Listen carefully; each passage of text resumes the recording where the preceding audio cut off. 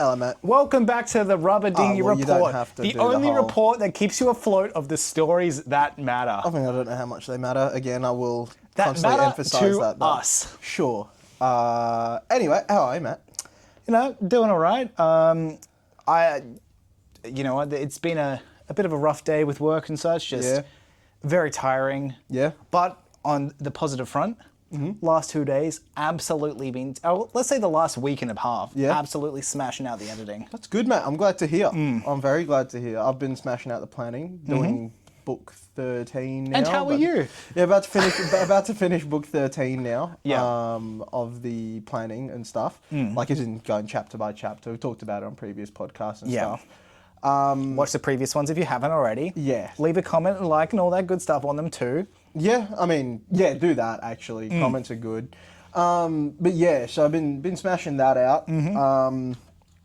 That's kind of been the main thing of work on the project. Working with Andrew on the book 3 cover, getting that ready. That's looking fun. Yeah. I mean, I can show you a layout. I mean, they don't get this to is see. great audio as per When have usual. we ever cared? It doesn't matter. A very visual-less podcast. I mean, we get your reaction, and of course, your reactions are always the best. You know what I'm saying? So this is with an edit that's been put in, obviously in the red, but this is the general layout. And that empty space, is that going to be... That's going to be filled with some more buildings and stuff, cool. but yeah. Yeah, nice. You liking it? I like it. Yeah, it's going to be a fun one. Very different from the first two. It's very interesting because it's... I mean, this I don't think gives enough away. It's of an arena. Yes. But it's an arena where we're getting an internal view, which we haven't had really. No, we haven't. So it's very cool visualizing it. Well, seeing it visualized from the inside. Yeah, From exactly. the art we've already got done of it. Yeah, definitely. And of course, massive shout out to Andrew. Yeah, big shout out. It's been fun to work on. I mean, you guys will have seen by now with the other book covers and such, like there's a pattern to them. Yes. Right? Like it's all gonna... Except for the short stories. No, those also have the same pattern. They're Character in the same spot. Is it? Yep. I thought the other ones were more centered. No. Are they not? No. Okay. Yeah. Then disregard. Yeah, so all of the covers will have a basically like the same pattern going on of a landscape and a singular character, sometimes more. We have gone away from the pattern then. For the double character. Yeah, no, I know for that. I think there Minimal might be... amounts of characters. I think there might be occasions where basically outside of the characters that are in the focus, there are going to be no others in the spread. Yes. So like you're not going to see background characters or this, that, the other. It's only going to be whatever we put there. That's going to be the characters and then whatever more than that. But in saying that, it's been fun going forward, like going through each of the books chapter by chapter to kind of like plan out other landscapes or like have a think about other landscapes that would be quite striking to visualize basically on you know, as book covers. Like, you know, also having a relevant character in those settings as well. Exactly. Because, big shocker, our characters fit into the scenes that we've drawn them in so far. Exactly. Like it's always... It's very thematic and it fits within the book. Yeah, it's a point within the book, just slightly, I suppose, altered to remove background people, I guess. Remove the unnecessary noise. Exactly. And I think it's a fun one, because I think once it's all said and done, those as a collection of art pieces will look phenomenal.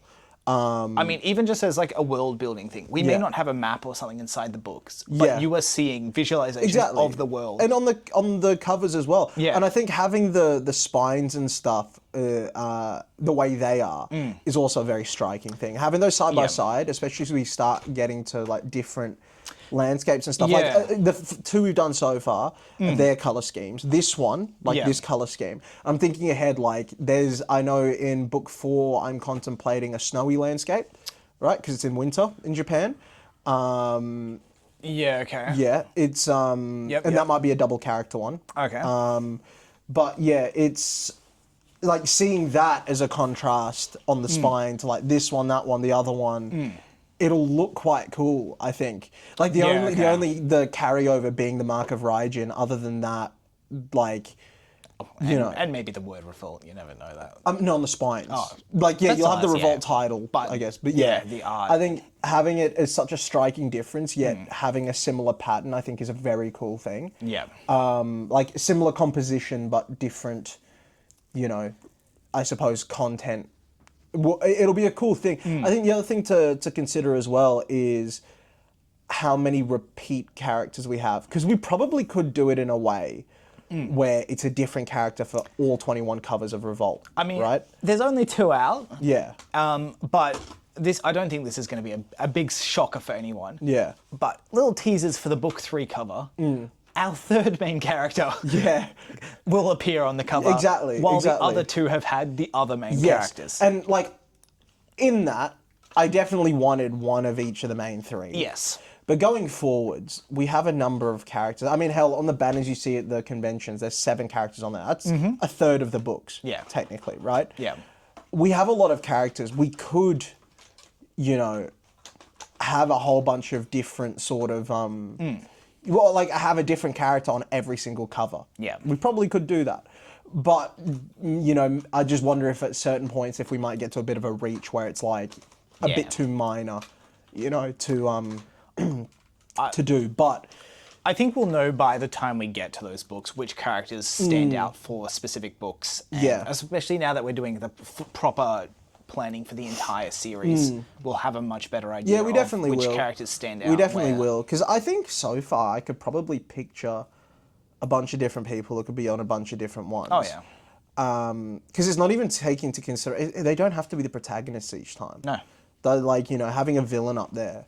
Oh, I mean, that adds to a whole range. Because, I mean, you read book 1, Kirigaya could definitely be a cover character. But then absolutely. There are many others that are on his level or, around, his sort of scene where it's not even... In a situation, would you ever do not action-y, but a slightly more in-motion cover than the other ones? Because a lot of the covers we've done, technically book 2's cover is an in-action shot, even though the cover doesn't necessarily look like it. Yeah. Would you do, potentially, if we were to do a Kirigaya, for example, would you consider doing it on an army of decimated tanks or something like that? Yes, definitely. Okay. I think there's one that I'm thinking of actually for book 13, which, do we play the whole game again or I try to describe it to you? Go on. So, amongst the group of I suppose, antagonists, there's an English one. Yes. Isn't there? It's the offshoot antagonist, right? Offshoot, as in, yeah. So there's a group of not the revolt related, but a group of antagonists. There's an English one amongst them. Yes. Now at that particular time, this isn't much of a. I mean, it's a spoiler, but it's whatever. There's gonna be a bunch of action in the Kingdom of Britannia. Yes. Right. I told you about that today. As in, there's a 2-pronged sort of thing going on. Oh, is that in Britannia? Okay. Yeah. So that's going to be happening. A portion of the story, not a major portion of the story, mind you. And this is where we go into how major, minor we make it. Yeah. But having him, I suppose, because whenever there's action, I suppose, whenever there's war or whatever within England, or because that's what the Kingdom of Britannia is the UK. If you haven't already, check out our atlas on godsandsaga.com. Yeah. So having him basically on the shores of, are you familiar with the White Cliffs of Dover at all? I'm not so much familiar with them itself, but I've heard that. Yeah, so it's basically these big cliffs on the shore of I don't know what I just said. Big cliffs on the shore of England with notably white faces. Yeah. Okay. Yeah. So Caucasian faces. Yeah. Yes. So having him, it's like Mount Rushmore, but just notably Caucasian people. Isn't that also Mount Rushmore? Yeah, but notably so. Okay. It's clearly Caucasian. People famous for being Caucasian. As in just albinos. Yeah, I guess. Yeah. No, because Caucasian doesn't mean white. That's Anglo. Yeah. Caucasian means people from the Caucasus, right? So I'm thinking a bunch of MMA fighters: Habib Nurmagomedov, Islam Makhachev, Merab Dvalishvili. I know all of these names. Yeah, but you get they're from Dagestan, Chechnya, Georgia, that sort. Because technically those are the Caucasians, because they're the Caucasus Mountains, right? Okay. Is that actually where it's derived from? Yeah. Interesting. So No, not to be confused with the Raucous Mountains, where that's a whole different story. Yeah, it gets wild out there. So I'm thinking like having that character basically on the White Cliffs of Dover or somewhere similar to, with an invasion coming in. Yeah. So you think battleships, you think that sort of stuff. Like, so that is quite actually. You even have like cannon fire or something like that, or the equivalent of whatever weaponry we choose to use. But basically, and that would be a prime setting for a Kirigaya, if that's what we're talking about. No, exactly. Like, you know, going back to yours, but for this one, just because of who's there, Yeah, of course. right? Like, I'm thinking that character with that happening could be. Like, that was a cover I thought of as one that could be quite striking, you know, like ocean, a lot of ocean, greenery, long grass. Yep. If depending on the angle you do it, if you have it at a slight side angle, you could have the White Cliffs of Dover going round, and then you have the thing, or you could just do it as a horizon of warships type deal, or, you know, it could be a very, very cool cover, you know. I've, as of the fact I've gotten a new computer, it's given me a little more freedom to browse the internet compared to the work computer I've been rocking with. Yeah, well, I know what you're browsing, Samuel. So I've been doing a lot of searching for art and stuff, just because I enjoy doing that in my free time. Yeah, no, you are an Between art guy. edits, since I've been going pretty hectically, I thought I'd give myself a little, I guess a de-stressor, let's say. Yeah. And I just happen to be looking at a lot of background artists, just in general, which I've definitely had some Your inspiration job's in danger, Andrew. It's Andrew, not. It's not in danger. It's really not. It's like we love your work. We couldn't find a better one. Like, look at this. Yeah. You know? But just some of the like sort of framing of things, I really like weird perspective.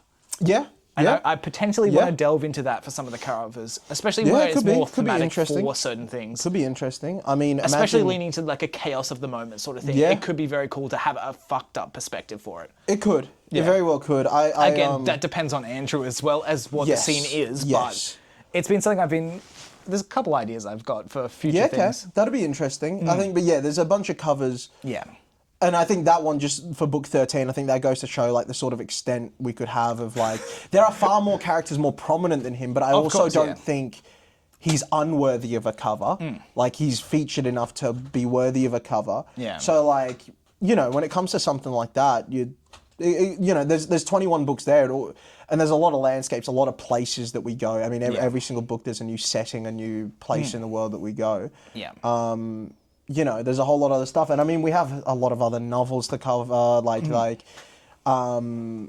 you know, I mean, is it really? I don't know how much of a spoiler it is to say that Apocalypse is going to be an upcoming series, and that is going to be set close enough where you'll get some crossover characters. Yeah. Right. So, I mean, if you've checked out our timeline on our website, godsandsaga.com, wink, check it out. So, with Apocalypse, you've got kind of, you know, it's one of the only stories, that and potentially Abyss, where you'll have crossover characters, like characters that go along the length of the night. Yep. So what I'm saying is, but beyond that, all the other series that we have, we don't even have the option of repeating characters. No. Like, I really think we could honestly go and do the, like the full one, like as in like the full length without repeating. Yeah, no, I think it's very possible. Even with the like other series where characters are shared, I don't think we'd have crossover for. No, I think we got enough wide range of characters. Like, even in Apocalypse, you open up to a whole new bunch of stuff where a lot of those new characters we meet are cover worthy. Yeah, and I also don't think Apocalypse is going to be as long as Revolt. No. In my head, at a guess, I'm thinking 6 to 9 books. Okay.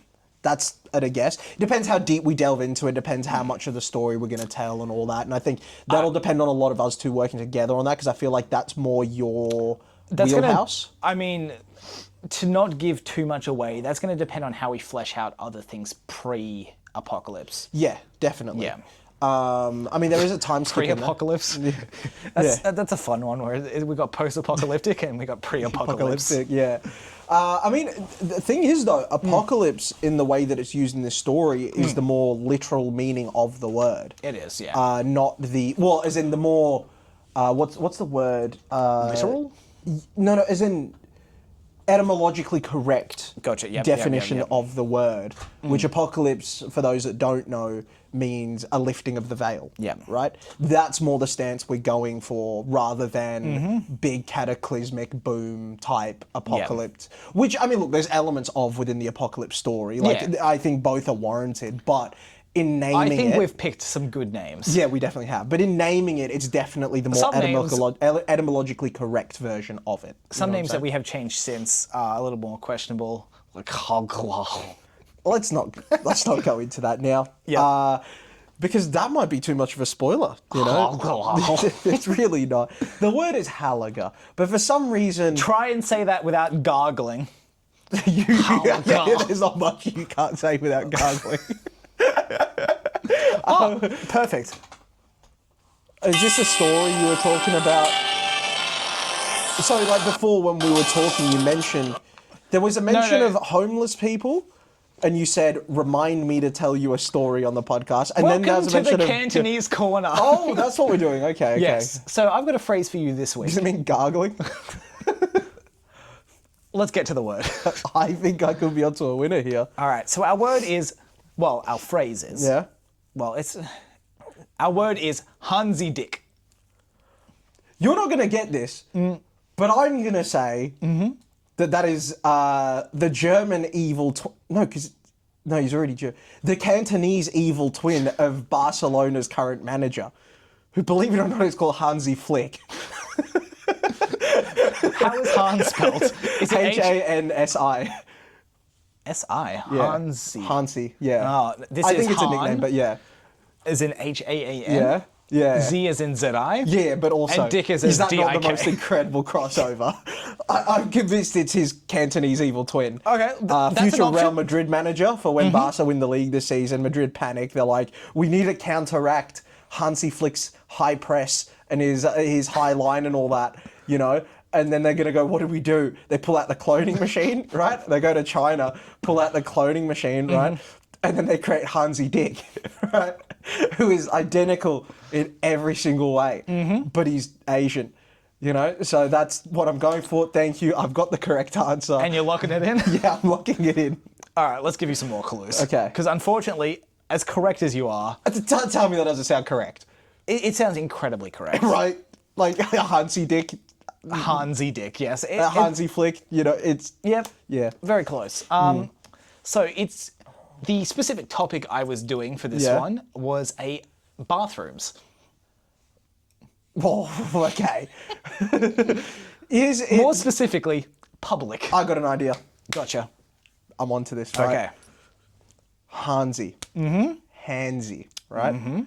I'm thinking, you ever know, you know, sometimes in movies, I've never seen it in real life, but you get like public bathroom attendants, right?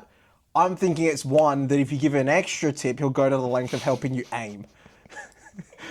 You get where I'm going with that? What an incredible service. You get where I'm going with that? Hansi Dick? Like, yeah, I see where you've gone.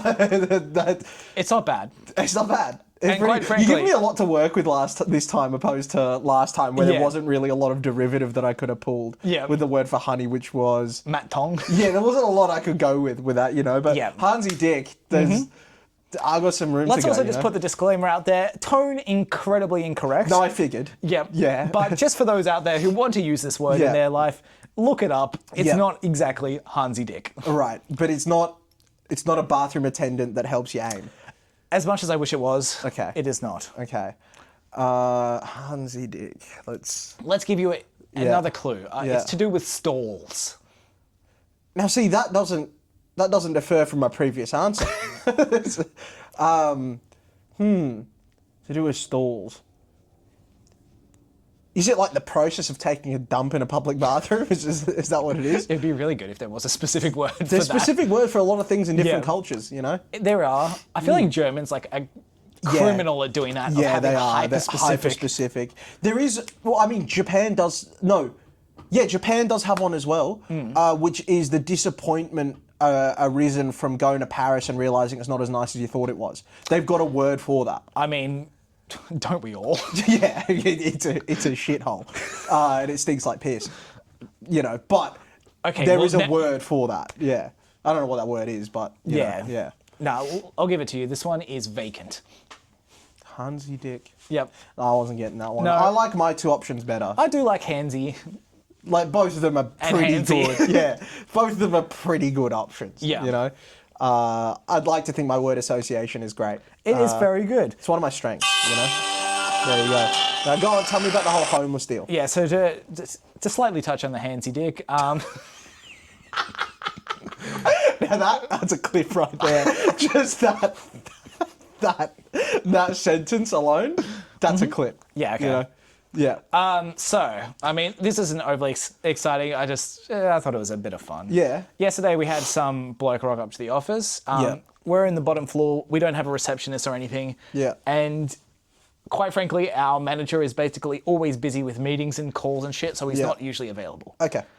I am the youngest person in the downstairs, but I have a lot more seniority than a lot of the other people just because of my job experience. Yes, yeah. Which also tends to be experience that is used towards dealing with people who rock up. Yes. So I've dealt with some interesting characters. Oh, yeah. A homeless person rocked up. How'd you guess? Well, yeah. Yeah, no, so yesterday we had a homeless guy rock up to the office. Yeah. And he was just like, hey, does anyone own a blue Hong Kong jersey to tie back into the Cantonese? Yeah, okay. And this, I want to describe it as like, do you know, if I described it like an African-styled bag with like the patterns they use? Yeah, I get you. That sort of like style of bag. Yeah, okay. Was it an African fella? No, white bloke. Okay. And through a little bit of conversation, found out this guy was homeless for 17 years, was currently suing for, what's the one where they talk bad about someone? I forget. Slander? Yeah, slander, basically. Yeah. Libel? Something like that. Talking shit about him. Yeah. And yeah, he was basically being like, hey, I took this stuff from your office. Is it someone's? And can I keep it? What was it someone's? I'm pretty sure it was another homeless person stuff because we've got another number of people around the office who... I've been to where you work. So you've seen the alleyway sort of next to our office, which leads to our garage. Right. People just come and leave stuff in there. I see. I mean, not too long Ever ago... anything good? Oh, I guess a Hong Kong jumper. That's pretty good. That's pretty an good. African bag. I don't know. Yeah, that's pretty good. But he ends up being like, "Oh, I'll show you where I took it from and stuff." I'm like, "This is not going to help, but I'll go outside anyway, Hume. You may as well." Went outside, talked with him. Basically, he was like, "I'm pretty sure it's someone else homeless. Just keep it, mate." Yeah, fair. It's all right. He was trying to be like, I guess. Yeah. Make up for his mistakes and stuff. Yeah, I think he'd taken it in a moment of weakness sort of thing. Or that's how he was interpreting it. Yeah. Well, it's just like, it's fine. If no one's claimed it in the office, it's not going to be an issue. Fair enough. Yeah. Turns out it was that manager's who was on a meeting at the time. Fucking funny if it was. That's what he gets for being busy.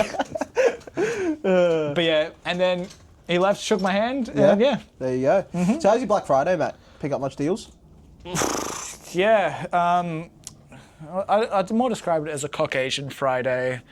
Right, yeah. A Rockasian Friday. Sorry, I went to Mount Ruckus. Yeah, okay. I thought you were talking about like Chinese Dwayne Johnson. Rockasian? Yeah. Nice. Thanks. I like that. Yeah. Picked up a laptop finally, which has helped with the editing. Yeah. It's very good to have a highly functioning computer compared to what I was rocking previously, which didn't have the highest specs, let's say. Yeah. It's probably 10 years old at this point. I mean, I think my current PC is about 10 to 15. Yeah. Something like that. It's quite old. 10 years old. Yeah. There's definitely some features with it which I do miss. Yeah. It had pretty good speakers, which was nice. Yeah, okay. And it was convenient. But other than that, laptop's significantly better. How good is it though when you figure out little quirks that your laptop has? You want me to tell you the best one I ever had? My old school laptop. If I double fisted, like as in like just double hammer fisted, the space around the trackpad? Yeah. Like either side, like that, it shut down. Like it just bang and it shut down and then close it and put it away. I assume that's an intended feature. I'm surprised it wasn't in the manual. Yeah. But it's pretty good when you figure that out for the first time. Okay. What led you to figure it out the first time? I don't know. I think I would have just gone like that and Anger? shut down. Probably schoolwork. I don't know, but yeah, okay. It was. And it was a school computer. Yeah. And it just kept working afterwards? Yeah, it worked perfectly fine, but if I went like that, bang, it shut down. Interesting. Yeah, it was a cool little design feature. It's like, bell goes, ain't no shut down, just poof, close lid, in bag, gone. No need to save or anything. It's shut down time. Yeah. I think You're it's doing the it's club ring time. Yeah. I think it's because you know how laptops are often on like 4 little rubber things, so those raise it slightly off the table, right?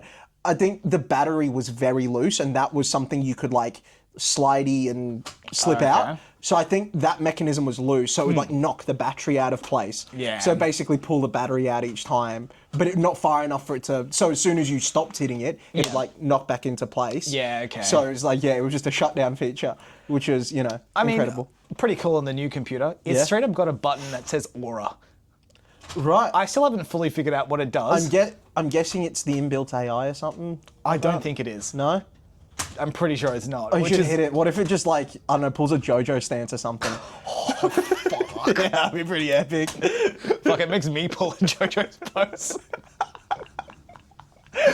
Or you just hit like a mad football celebration. Just like midway, like you finish Knee slide through my computer. It's like you finish like an editing thing. It's like, oh, that sounds crisp. It's like you hit Aura and then you said, so I want one of these ones, just like a little celebration. I just charged through a glass window or something. Just stand on your balcony Aura farming, just like giving it some of these ones. I think, so that's pretty handy. I got myself a new laptop as well. Yes. And monitors. Yes. So the idea was I'm moving into an apartment in January. Crazy. And, how dare you? I know. How dare I live in a livable place? A place with a bathroom and shower? Yeah, I know. What the fuck? It's outrageous. So I was going to have a desk there, nice little setup, dual monitor, right? And then I was going to have a laptop, plug it in, all that sort of deal, work off the monitors. Pretty good, right? And then I was going to keep my PC here as like if I'm ever back over here doing car work and I want to do some writing, I can just come upstairs, do the whole deal, it's fine, right? Now, I saw the monitors, right? Yeah. And I just went by pictures. How big something looks. Right? Okay, explain that. Well, I was going through the monitors, I was looking at the price. I got recommended a monitor, right? Yeah, okay. And I was like, that one's good. I'm like, well, I want 2 monitors, right? So I can do the dual setup and all that. And then I didn't really look at size. I just went how wide it looked on the pictures. And I'm like, that's about right. yeah. So it turns out 34 inches and a backup monitor of 31 inches is slightly larger than, it's slightly larger than I would have thought. Yes. And now I fear I'm going to be enveloped in a 360-degree monitor situation because they're both curved.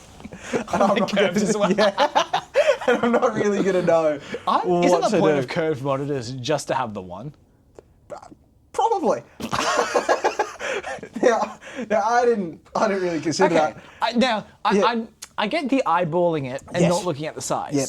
But you were going to buy 2. Yep. Why did you eyeball 2 separate sizes? Well, because I wanted a smaller one and a bigger one. So that one sat central and one sat off to the side, which is the way I currently work. I have a central monitor, I have a side monitor. No, because then I would have to put them both central. You get what I mean? You couldn't just do that? No, because I wanted a smaller one. Ideally, I was hoping for one about this big. Also, right, put off to the side. Now, 31 inches. Let's just take it a bit of a guess. If you were to get a monitor that size, maybe like 15 inches. Yep. So my small monitor's this big. And that's going to sit around that side. And then the other one's about 34, and that's going to sit around that side. That's left me with quite the conundrum, Samuel. Oh, it's very funny. Yeah. So now I think I'm going to have to bin this PC, put one monitor here, one monitor there, and move the laptop back and forth between the two. I mean, that is the benefit of having a laptop. Exactly. I don't know how it works with my drawing setup. I didn't end up getting a new tablet. I may need to in the future. I didn't. Okay. I'm sticking with this current one because it's not broken. The wiring's a bit bodge on it, but it's not broken. Yeah. I'm figuring I could probably get by with it. Yeah. The other thing to leaving that here, the PC here, is already got drawing software and stuff installed. Yeah. Which means... Can't install it on the new one? Or? No, I can, but I have to pay for a license because I've got a license to that device. Can you not switch the device? I don't think so. You might be able to, because you're getting rid of the device. Maybe, but it's just like, I've already got it there. If I just leave that, delete a whole bunch of things off that PC and leave it as purely drawing and, whatever, and writing, like that's it. It could be something useful to still have. So it just if means you're I'm looking gonna to scam this guy, he is only rocking Windows 10 now, so come at him. Shh. We don't tell them that. I want the PC to survive. It still works okay. Yeah. It's got one glitch, which is it shuts down when I do this. No, when it shuts down, you know sometimes PCs do forced shutdowns, it's really annoying. As in like where it'd be like, oh, update or whatever. So whenever it shuts down or restarts, it doesn't connect to or it connects to the internet, or it connects to the Wi-Fi, but it doesn't have internet. Okay. So you have to re-input password each time? No. As in like it connects to the Wi-Fi, but it says no internet access or whatever. You know, you sometimes get those ones. Yeah. Every other device, the internet's fine, so it's not the internet's problem, it's the computer's problem. And then does it just fix itself? Or? No, I have to like restart my computer again and again and again until it works, basically. A bit of an inconvenience. And it takes a long time for it to restart each time. So sometimes it can be like an hour job, like, to get it to start again. Yeah. I kind of have to get a different device up, get something good loaded up on YouTube and sit there restarting my computer until it decides to connect. So, that's the only downside of this one, considering we work on Google Docs. Internet access is kind of required. That's something I have been having to think about, because last computer did not have any Microsoft program capabilities because I didn't pay for it. Yeah. This one... I know a guy that can install it for free.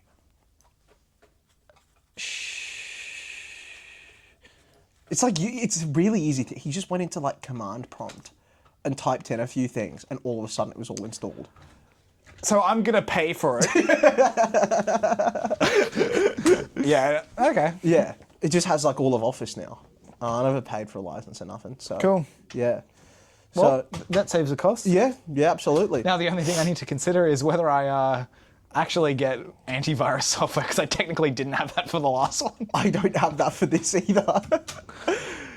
Yeah. Well, I have a free one. It's called AVG. It's a free one, so... I had the paid one for a while because they offered like some stupid Black Friday deal of like $2 a month. So I did that until it expired. I've got a current deal I could take advantage of. I just got to decide whether I do it. Yeah. Is there much bonus to having those around? Like I don't click stupid links and stuff. I don't know how much of a benefit it would actually be. I need to think about it some more. Yeah, okay. I'm sure there's stuff that I'll accidentally click just on the regular internet that would lead to things. Suppose I do stream movies and stuff. I am going to stick away from that and such. Yeah. That's probably more likely to get you than probably a few things. What do you mean watch123movies.com isn't like, what? I actually was, I think I was watching like a small short clip or something about the torrented sort of stuff having better like user interfaces than a lot of the actual paid services. Oh yeah, absolutely. Back when I was using them, they weren't any good. Oh yeah, no, they're good now. They look like professional websites now. That's what I've heard. Yeah, like that's what I've heard. I genuinely haven't used any of those. I don't know why you bother paying for them. I shouldn't. There's so many to pay for now. I only pay for one or something like that. That's I know, but like to get a full scope, the only one I think that is worth it is Amazon, because even the stuff they don't have license to, you can rent the movie for like $2.99, which is sometimes worth it. So like you get like a big range on there for stuff that's like not necessarily. Yeah, no, I'm definitely. I'm not a huge fan of the current system, and I know it's driving a lot of people to pirating. Yeah. But because that was the whole thing when Netflix came up first, was it had everything. Yeah. And then more of them come up, they all license, they all this, they all that, and then you've got to have like 7 different things now. It's an issue now, and they're all up in their prices constantly and stuff like that. It's a bit of a moral one of, like, I guess it's like stealing to an extent to use the torrented ones. Yeah, which but also is who you're ethically stealing from. Wrong. But at the same time, again, you're not paying big corporations who have enough money. Yeah. It's not as if that's going to the script writers, is it? No. None of that money's being seen by, anyone like that. So, I mean, it's ethical a dilemma that I'm not sure what the correct answer is. Yeah. Which... I just go, I want to watch this movie. None of these platforms have it. Guess I'm going to myflixer.whatever. So no shout outs. I mean, I could give them a big shout out for I've watched many things on there. No, you haven't. I absolutely have. And you can't send those links on socials. Because really? like some people before have tried to like ask me of where they can watch stuff, right? And like as in like I'll recommend them a movie. Like it's not on any streaming. I'm like, just watch it here.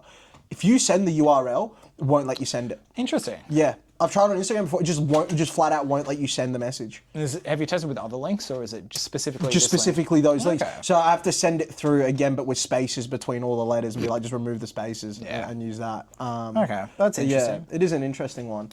I mean, I feel like there's a lot of just word of mouth of that one anyway. Yeah. I know I got it off. Someone recommended me a specific one back when I was Yeah, using them. exactly. It's more or less the same ones these days. You can just Google them and you'll find it. Yeah. Yeah, so that was my only Black Friday calamity though, the monitor thing. I also bought futsal shoes finally. It's been a long time coming. I've spent like 2 years using tennis shoes. Yep. Which do Prince of tennis okay. over here, Which do okay. Especially in the ankle rolling department. I'd say tennis shoes are very stable, but in terms of like ball control and stuff, not ideal. I've heard you've had a bit of a dilemma with your futsal shoes, actually. Is this what I'm about to talk about? Probably. Which is why I brought it up. Yeah, perfect setup. Yeah. So I was meant to get the futsal shoes. I ordered them for Black Friday. I ordered them for $160 or $180 or something like that, right? Oh, they're a bit pricey. Yeah, they cost $260 usually. I got them for like $180. Jeez. Well, because I wanted shoes that I could also wear out. Ah, okay. So like the Adidas ones that are like the leather and like the all black, white stripes. What I'm saying is like it's basically just it's like a retro football shoe type deal where it's like it's leather, got the Adidas Originals type thing. Yeah, okay. Like a design from like the 80s that is now modern, or like they're called Mundials basically, like right. It's they just look like sort of. You could wear them on a day out, right? Like and that's why I kind of wanted to get them, a bit of versatility in that there. So I got those for like $180 from like an Aussie place. Yeah. Ordered them. Waited for them to arrive. I was super hyped for them for Monday's game. They arrived, studs on them. They sent the wrong ones, which is wonderful. So now I've got to send them back, right? And I was like, I'm getting exchange. Guess what's out of my size? Right? Are you getting refunded? Yeah, that's what they've said. So I'll send them back. I'll get refunded. So now I had and then guess when this was? When they arrived. When was that? Monday. So guess where I had to buy them from? Adidas. Oh, guess you how much actually for? went and bought them? $260. So I lost my Black Friday deal because they sent me the wrong fucking ones. Yeah. So Grim. yeah, because I did really want those ones. That's why I waited till Black Friday, is because I wanted those specific ones at a deal. Okay. I was like, because they're a sick shoe. And then Oh, that's funny as. yeah, wonderful. Sucked Missed out in, on the mate. Black Friday because at that point I'm not waiting till whenever for the next Another deal. year, Like, another Boxing Day. Yeah, I'm just gonna get them. Yeah. And I coughed up the extra like $80 or whatever it was, but you know what they say, it sucks to suck, eh? Yeah. It's just unfortunate, because like they messed up. Oh, yeah. It's, shit happens, eh? This stuff does happen. But I was still nice to them. I was like, look, guys, you sent me the wrong ones. Can I just organise a refund? And they were nice enough about it, but they were meant to send that label yesterday. They didn't. I've got to check if they've sent it today. I don't know if they have or not. Yeah. So hopefully they have, because I want to just get my money back, at least lessen the blow a little bit. I technically had a very similar thing happen with the computer. I think I mentioned it last episode. Yeah. So we bought the wrong computer. Oh, was this user error or? This was user error. Yeah. But we went back to buy it the next day. Yeah. And the one that we were going to buy was gone. gone, so we had to get the one we originally got refunded. Oh, so you bought the same one again? Yeah. Nice. So we got the refund for the one and went and bought it again. Yeah. Did you not ask them to do an exchange instead of, like, as in, I don't know. I didn't do it. It was my wonderful fiance took care of all the really stuff. took care of it. And you would have shown no emotion in response. You would have gone, huh, I guess they're out. Okay. Yeah. Yeah. I got a computer. That's a win. That is a win. Yeah. It's Such is life, Yeah. You I do move wonder on. how I'm going to cope, because I have a lot of things plugged in, like drawing, the tablet, this, that, the other. So I bought like a dock that has multiple USB and HDMI cables. Yes. So I What? I was going to buy a dock. Yeah. But I was told by my wonderful fiance Yeah. that we already have one. You don't. So we have one. Yeah. It's not exactly what I was hoping for. It's got like, what, 2 USB ports? No, it has all the ports, but for whatever reason, it doesn't work with HDMI ports, which is probably the main thing I wanted it for. Yeah. Yeah, that's good. So I've got the HDMIs plugged into the computer, and the dock's just got my like mouse and keyboard. Yeah, that's good. That's good. Technically, and my hard drive as well. But yeah. Yeah. Yeah. That's yeah. Yeah, I got to actually keep backing things up. I should probably do a backup today because even just with the just off the Google Drive, because the planning stuff is very key. It's chapter by chapter now, and I'm getting quite deep into it. If I lose any of those, not good. Not good. Because if you think I'm gonna remember, I'm not. Oh, just go through the text that you sent me of all the chaotic shit. I don't. I remember Our certain main character's in jail. What? Okay. I said some I remember a lot of it, but there are certain nuanced things where I'm in the zone of writing and I'll make certain callbacks and stuff because I only wrote it the day before or whatever that I'm definitely going to forget if I have to go and restart all that. Of course, you know?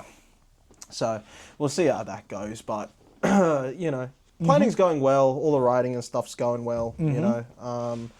Can't complain. Just a mission now to get everything released for March, start of March for book 3, and then on to Black Hand. Now, How many weeks do we have until March? You've got 3 months, so you've left it till the regular amount of time. Yeah, but how many weeks is that? 12 maybe. Fuck. Yeah, it's almost like we had the extra 2 months, and I know you're away for one of those months. Oh no. We had 6, didn't we? So it's probably a bit slower with the short stories than I could have been. That's probably the only thing that could have happened. Definitely. Yeah. Considering you've done the equivalent of those short stories in, 2 days? Moving on.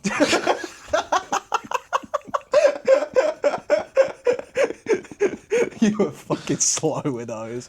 Yeah, I was getting back in the swing of things. Yeah. Now you are in the swing of things, which is good.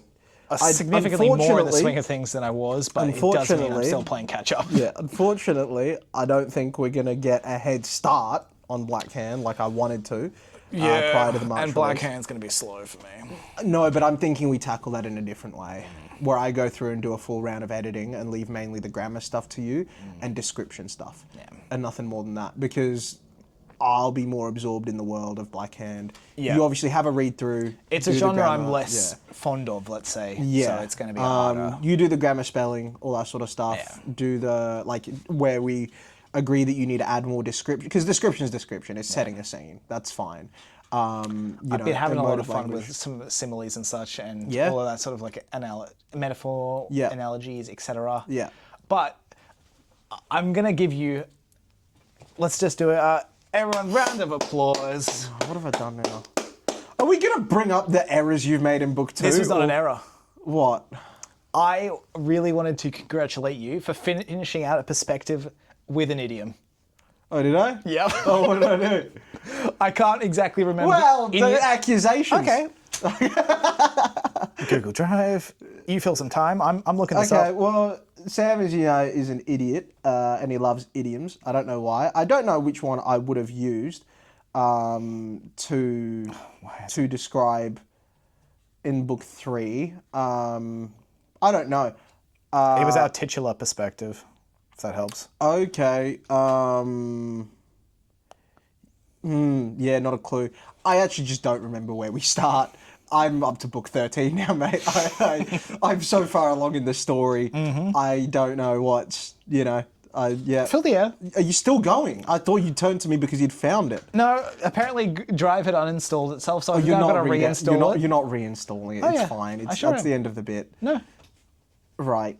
Well, I'm quite far ahead in the story now, or at least for the planning phases. It's going to be strange going back, to book 5, which is the next one to write, and and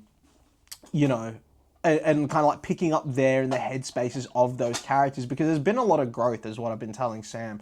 Like, a lot of those characters that you pick up with in book 1, that are, you know, kind of 17 going on 18, 18, 19, around that sort of age, kind of like coming into the early stages of adulthood.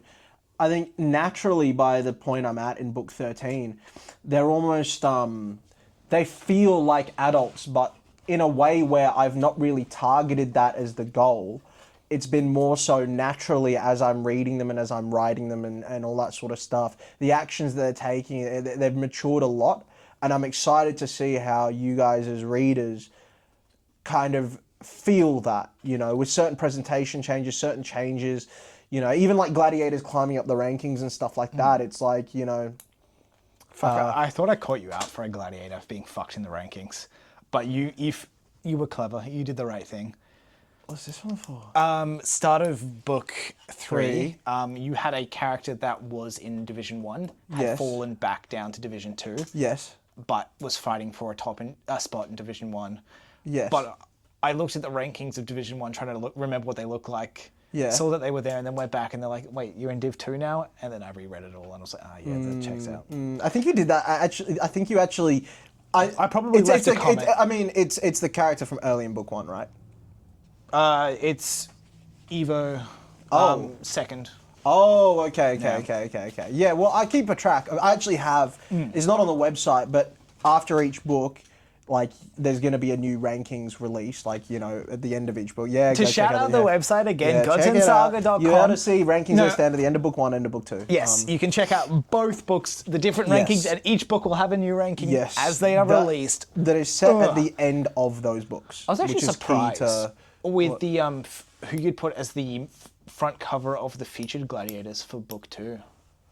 No, it's changed now. As in the way it's set up has changed. The front cover thing is just generic. Because right now it's Rose. Yeah. He appears book. Yeah. So I was surprised it was him as the front character. Well, it's because I wanted to change it up from like you've got Tower of Babel, Aurelius as the singles. Yeah. So, the tandem, you've got Red Dragon. Yeah. The faction is Carrion. Yeah. So I'm like, I wanted something different from those three. So Fair. I'm like, who's kind of the most prominent that's outside Rose? He also looks a little different than I was thinking. But that's also the old art style. Yeah, true. You'll see now as it's coming, everyone looks a lot more realistic and like real people, and like a lot of the art you guys would have seen, and they've definitely got way more of a personality to them. And like Rose as well is one of them. I think Rose is actually on the main characters tab of the website. So if you want to go have a look at that, he's got a separate tab for that? Yeah, for main characters. godsandsaga.com. Yeah, main characters, little bio and all that sort of thing. Yeah, if you find that there, you'll see what Rose looks like in a more realistic form. Go have a look if you want. No. Oh well, you know. I'll the idiom you finished the perspective with was like moth to a flame. Oh well. Oh okay. I know. Okay, I know the part. Yeah. Okay. Yeah. Yeah. Sure. Yeah. What? I think it appeared in. Oh wow! Okay. What? That idiom was used back in Shakespeare work, but obviously. Did you just Google it? Yeah. Oh, I quickly Googled the origin to see if there was a simple answer, but I just saw that. Okay. Now I will look up the artwork. Yeah, sure. Yeah, so I went with Rose, just to kind of mix it up from the pack. But yeah, Rose is a cool character. I think we got some fun stuff with him. He is. He's going to get some stuff later on. Too. Though where I'm at with him right now, I don't know where I sit. He's kind of taken more of a back burner by book 13. I'd expect that to an extent. Yeah, but I was like, he was getting involved a little bit. It's almost like he's such a cool character. There's more I want to do with him, you know. But it's figuring out what to do with him and fitting it within the story. Like you could always give him like a little side thing. I suppose that's something I could focus on a little more in this planning. Is like the little side arcs, side things, because there's split perspectives, but it's what that looks a lot different than the other artwork. Yeah, it does, doesn't it? That's Rose, right? That is. Gave him hair clips though. That's fun. Yeah. Yeah, fair. Yeah. I hadn't seen the Zero art because I've been very behind with checking out all the art. Oh, you haven't seen any of the stuff that jack shit. Yeah. like any of Andrew's. I mean, if we get time after this, I can show you through a lot of it because we have a lot now. Like we've got a good 50 to 60 done. Yeah. So there is a lot there. Or it might be 40 now. Andrew's a bit. Jason's a bit late on this last month's, which I'll have to chase him up, beat him. Oh yeah, that yeah. Chase him up and beat him up. Yeah, chase him down, tie him down, beat him relentlessly with a golf club. Golf club, eh? Okay. Yeah. I prefer a metal pipe. No, we're not going back to that. No. For context, me and Sam often communicate on Discord, and in doing so, Sam has found sound effects that he can use on Discord. Now, that might not... Do it again, right up to the microphone. Now, that might not seem so bad to you right now, right? But the problem is the audio difference of him speaking and those pipes were like this. Night and day. I would have to turn it up to listen to Sam, and he'd just drop the pipes, and it'd deafen me. Like, it would actually hurt my ears of how loud it was. I wouldn't drop them just once. No. It would be a repeated dropping. Just this. Yeah. Those were the days. Yeah. No, they weren't. Those are days I never want to return to. It's such an old bit, but it's so fun still. Yeah. No. But yeah, I'll show you some of the artwork. It's coming along. There's a lot there. I could play the guessing game of you figuring out who the minor characters are. It's also been, I mean, since the last one, what we've done is we've gone through the audiobook casting. Holy shit, yes. Yeah. Well, Fuck it. Yeah. We honestly should have made that a video of us listening through it. We could have done, yeah. Now, there's some changes and stuff that'll be done to some of them. Like Josh, we need to find someone new. Yeah. There's a couple other characters where we'll shift a little bit. Shiro, we need a better one. There's a couple we need better ones for. I've got going from the voice actors we were given. Even the ones where we don't have characters, I believe there are some regulars that could do good jobs with some of the other ones. Like there was a fella called Henry who did Kirigaya, and I think he would make a sick Shinsuke with that sort of toned down, quiet way of speaking. But like, if you just give him a different tone to like deal with, like a different emotion, well, I think his voice could be really great. Honestly, you could do a bunch of the characters, but yeah. So I've gone through and I've kind of given suggestions on like, you see this guy's audition for Shiro, that could be a really good Kenta, whatever. So they don't have to find too many more voice actors and stuff. So I've sent them a document.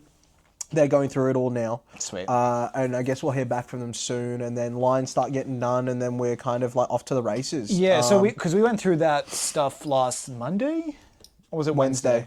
And then you had a meeting on Friday about that. Yes. Which was, I was unable to attend because that was during office hours for me. Yeah. But the cool stuff was, one of the things I remember from, you called me afterwards, gave me some spark notes of it. Yes. And one of the things you said was their, I guess, script writer or proofer or something like that. Yeah.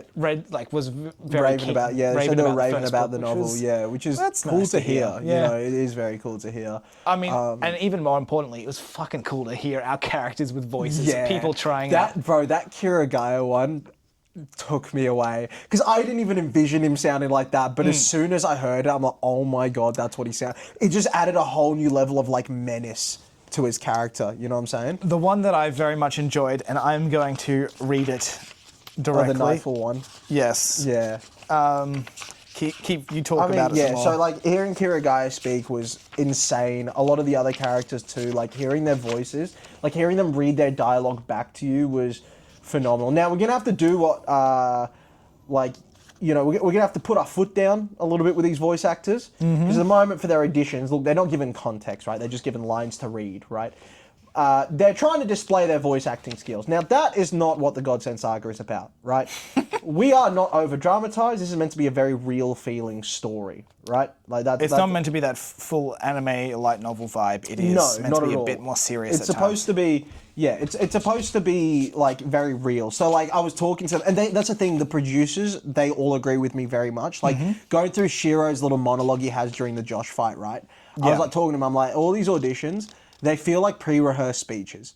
Yeah. They don't feel like spur of the moment, like sort of dump of emotion in anger at someone you're fighting, right? Yeah. And they're like, yeah, very much agree, but like, they weren't given the context, which is what I said. I'm like, yeah, they probably weren't given the context for it. Yeah. But it's good that they're on the same page with that sort of stuff. Yeah. You know what I'm saying? Like that's a very, very cool thing. It seems like we're working in the same direction with them, which is nice to see, right? Like they're on the same pages, they have the same vision for how we want it to sound. And I think going forward, that's going to be a really cool thing, right? Especially as we get to book 2, as we get to like, book 3 onwards. I'm thinking like, I'm hoping we can just keep going with them, man. Like, I'm hoping that we can just keep kind of putting out stuff with them. Yeah. And really develop like all 21 books of Revolt. If we could get like, Black Hand would be a fascinating listen. Oh, yeah. Like, that would be fascinating. I feel like that one will be a little easier. Yeah. I think, because it's a smaller cast of characters. I think hearing Hunter and Vincent's voices was cool as well. We did get those in the extras folder that I looked at after you. So there's some interesting stuff there, I have finally found it. Yeah. I kept looking past it. Yeah. Is that really the best you've got? Fuck Vit. I don't think it was pronounced like a V. Yeah. I'm pretty sure it's a W still, because French, I don't think French get W's and V's mixed up too much, do they? How they were said to us, it very much sounded like fuck Vit. Okay, yeah. I very much That's enjoy more German, I feel like. Yeah, to an Yeah, extent. because they said, yeah. Yeah, it's European. They're all the same. Well. Yeah, Fuck Vit. they all, yeah, precisely. So it's been really cool going through all the audiobook stuff, like hearing it all come to life, all the different characters, I feel like even just listening to it gives a sense of legitimacy. Yeah. Happens sometimes. Bird or just I roof? don't know, happens sometimes. See if that's picked up on the mic. Yeah. Just the sense of like, it's an unreal, it's probably the most out of like body sort of, not out of body, but just like surreal experience I've had with the project. Yeah? The conventions were fairly surreal. Yes. But I feel like I've gotten used to those now. Yeah. Hearing an audiobook of our work for the first time, or at least the voice actors preparing for the audiobook. Because I'm an audiobook fiend. Yeah, you are. It's unreal to be going to have a work of my own or our own that is in an audiobook. Yeah. And legitimate... Post time. Yeah, pretty much. But legitimately done. What is that time? Well, 5:30. Yeah, or 6:30 good. No. And it's a legitimate thing too. Like it's a very well done production. Yeah. I didn't realize. So like one of I think the producer of it is a voice actor himself. Oh yeah. And he was who we picked for Kuro. Ah. Yeah, and cool. I think 1 or 2 others. Yeah. So Sweet. that was a pretty neat thing. And he's the one that really gets what we're talking about in terms of how we want it presented, the realism, the sort of toned back of like the dramaticism of certain points, really getting the emotion across. Like this isn't an anime. It's an audiobook of real people, right? Yes, they might sound a bit anime-like in terms of the actions, that sort, but it's not, right? It's like that's what it is. So yeah, it's been fascinating to hear, and it's just a cool thing, isn't it? Right? Yeah. I do wonder how many people as well are enjoying the novels, but we've just never seen them again. I mean, like it'll be interesting to go back to a lot of the conventions. Yeah. Because we've done 2 double ups, but Brisbane was not super far apart. And Sydney. Brisbane's the only double up I personally did. Yeah, I did Sydney. And it was such a short time apart that there wasn't much. No. Like, I've read it. We had a few people who said that and they've been enjoying it, but not enough where it's... Because like you were saying yourself, like if you read a book and enjoyed it or whatever, you wouldn't really say anything... No, like this is probably the only avenue where I talk about it. Yeah. Which reminds me, I do want to talk a little bit about a cool concept I was reading in a book. Okay, but sure. Yeah. I'm not someone who goes out and puts my opinions out into the world sort of thing. No, neither do I. Yeah. Shocker, I'm very ambivalent. Yeah. Which is also, I noticed you used ambivalent like 3 times in like 4 paragraphs. Was it regarding... your favourite character, your self-insert. Oh, yeah. I thought it was going to be regarding top right of that thing. Nah, bottom. Yeah, no, of I know that who you one. mean. Yeah. Oh, yeah, I know who you mean. There's only one self-insert that I have. Well, they're all self-inserts to an extent, just different facets of my personality. But the one and we different discuss is yeah. your self-insert. Yeah. But the top right is the one. He's probably the most ambivalent character. Yeah. In regards to most things. Yeah. He has a fun thing in book 13, which is just quite comical. But yeah, do I give you a spoiler-free? So you know how he's aligned with one of our main characters? Yeah. Right? So that main character switches allegiances at some point, Yep. right?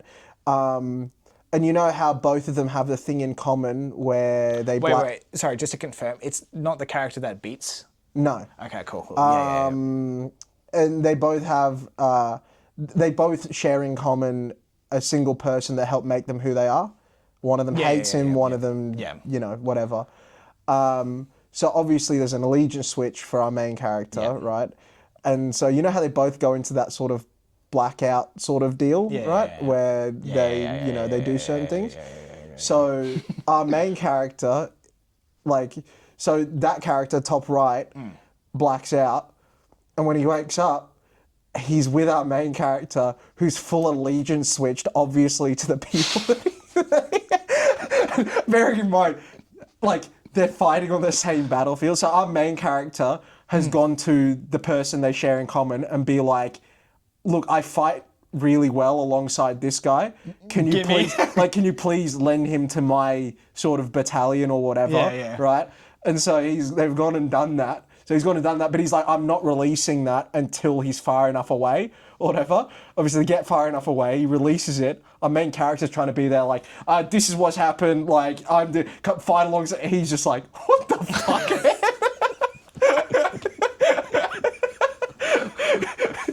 This makes, like, perfect sense to me. Yeah. I hope this is just incomprehensible. That's fine, because it's a funny bit, right? Yeah. And it's not played off as a funny bit. But just as you think about it, the scope of the character it's very comedic. It's like, and even better, our main character is holding a weapon specifically developed by sharing common. So even though what he's wearing isn't necessarily aligned, he still sees him, and the guy's looking at him like, the fuck, cunt? Like, he's like, we fighting? we, you know, like round two? Let's go. Like, we've got this whole squad here. And he's just looking at him like, the fuck? That's so good.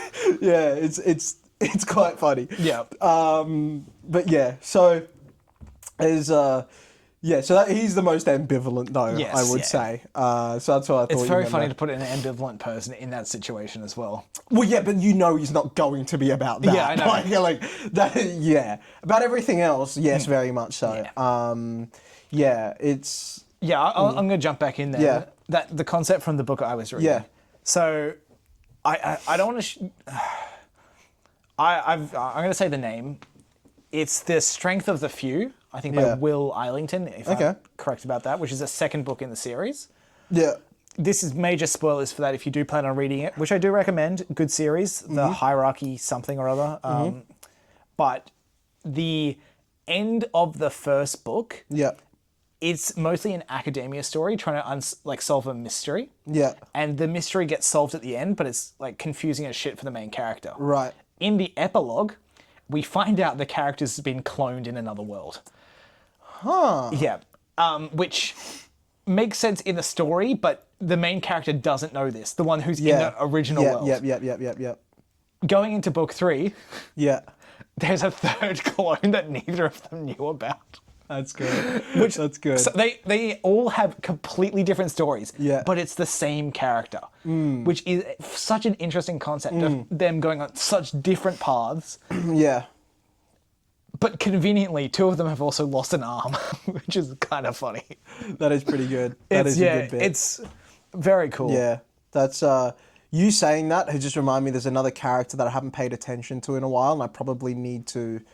If it's who I'm thinking about, yeah. Yeah, because it can be explained away because of, again, that same character, what he does to people. Yeah. So it can be kind of explained away as to where he's been and all that. So that's not an issue. But still wrapping up his whole deal. Yeah. is quite important, I think. Making sure he ends up on the right side of things. Or you could even make it tragic where he doesn't.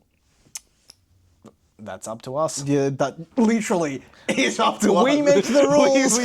Yeah. You know what? He's going to sprout wings, become a butterfly. I think As he should. That's the conclusion, you know?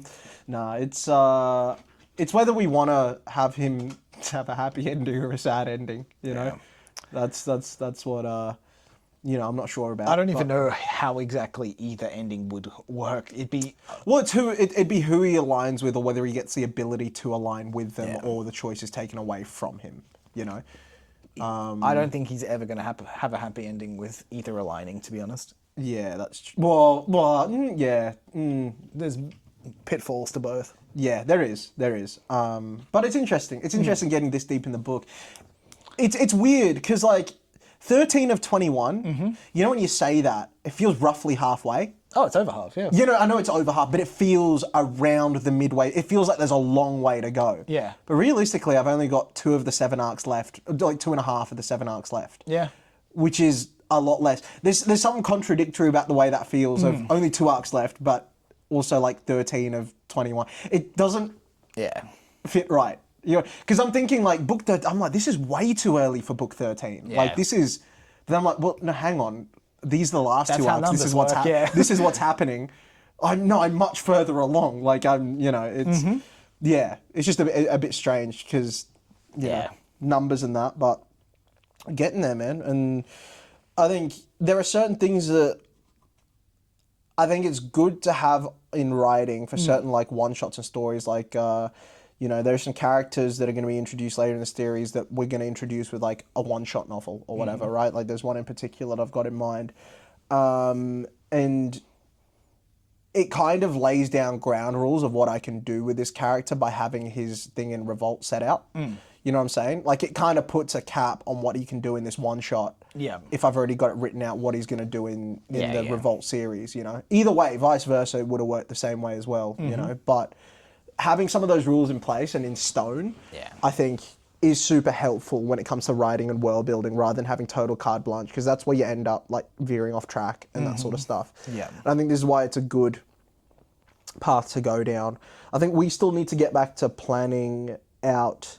Yes. It's probably worth, like, I think now that we've got, like, I mean, if you go watch the other videos and all that, the Becoming Authors where we plan out the series, we've started doing that. Yeah, we've been a bit slack with the Becoming Authors lately. Sorry, guys. Yeah, that's fine. Who cares? It's what you deserve. Yeah, shut up. I think having...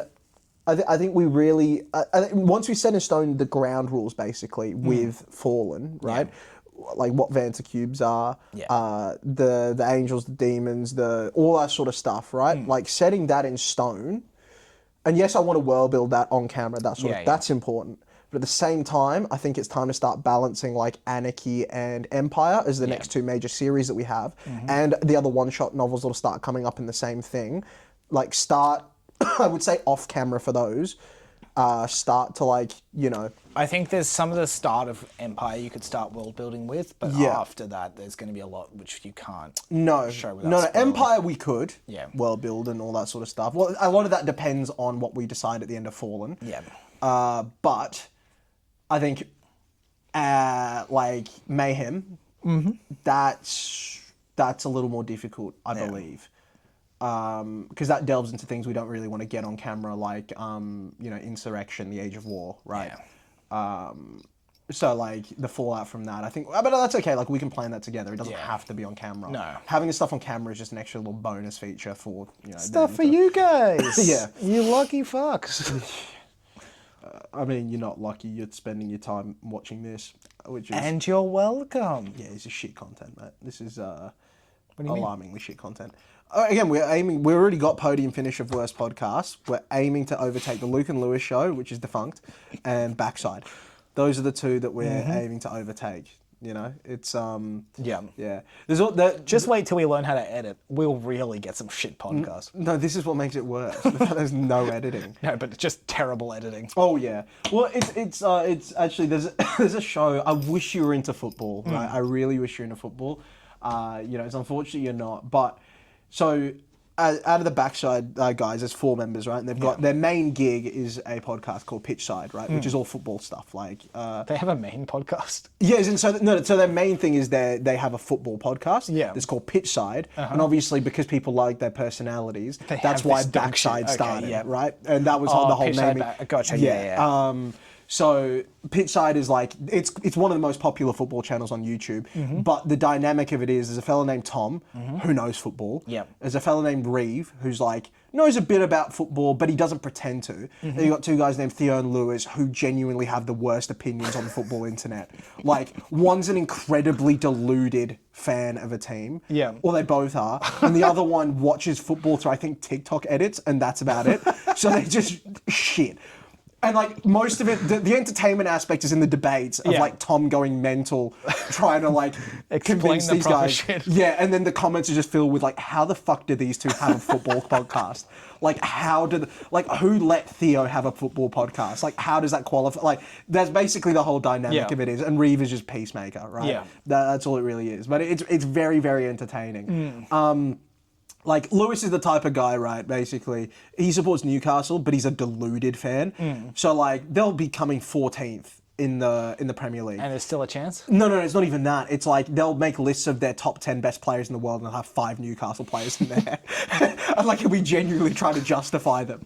It's like, and they'll do a list and you'll see, like, Tom, it's like a 40-minute video. Tom's got, like, Tom, Reeve and Theo have got theirs out of the way in, like, 10 minutes. And you know that the last 30 minutes is them getting at Lewis for being, like, a complete idiot for his Newcastle takes. Of him, like, trying to convince them that there's, like, they have all the best players in the world, and yet somehow they're still low down in the league because they're a small club, but they're also a massive club. And he just contradicts himself just out of pure delusion. Oh, that's good. Yeah, so it's very funny. But anyway, so they've got a spin-off show on Pitchside on the channel, which is a Premier League prediction show. Yeah. Right? Week 1.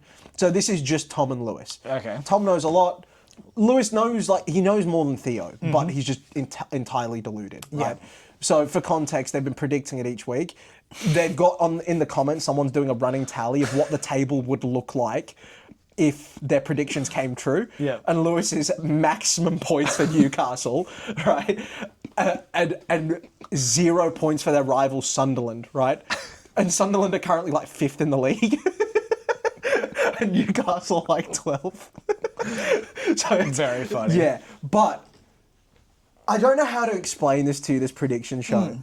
Other than week 1, it was very normal. And they were just chatting, there's a bit of banter. By these recent weeks, it is the most unhinged show on the internet.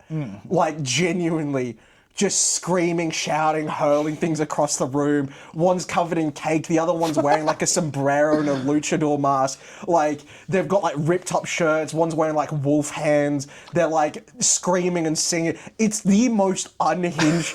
I wish you're into football so I could get you on board with this show. Just falling into depravity week after week after week of just like the most unhinged screaming into microphones. Like, it's fucked.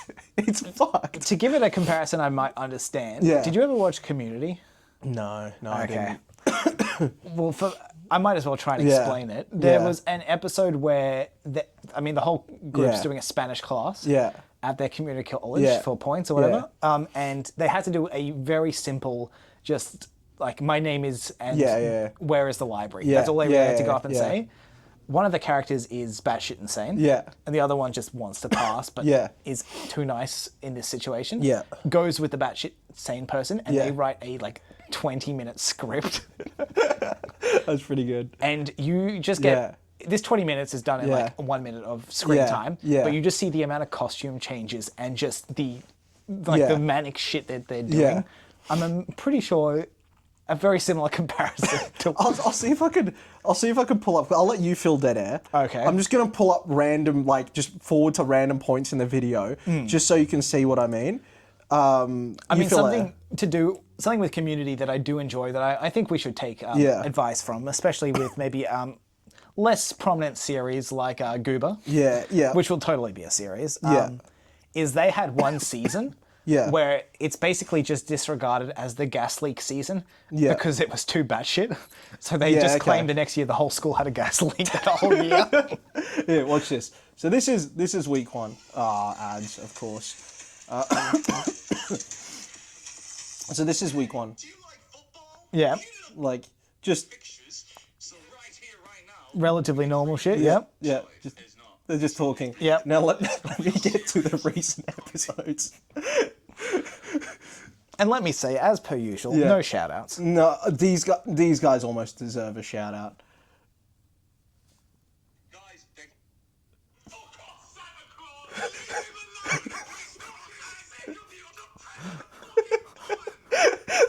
Claus! Hold on.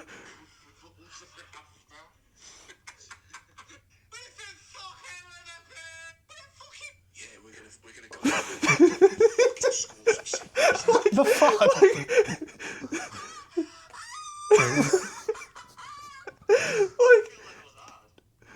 like, do you see this? Yeah, I'm seeing this.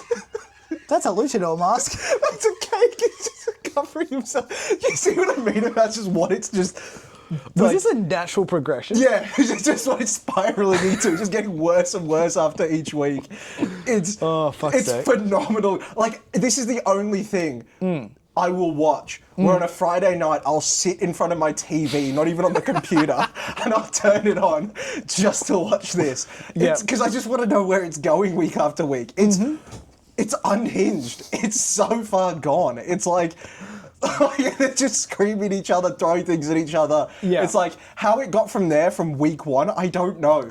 But it's getting better each week. It's phenomenal. It's, I mean, to be honest, you compare this shit compared to what we were doing like week 1 and stuff. Our variety of episodes is a little strange ourselves. It is a little strange. It's obviously a lot more concise than whatever the fuck that was. There you go, that's a Premier League prediction show.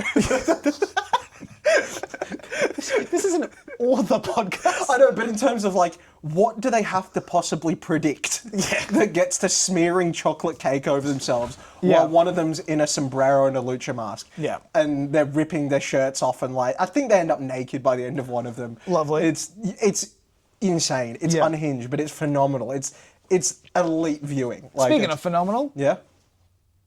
Oh. Was that calling it? And we'll float you later. Yeah, fair enough.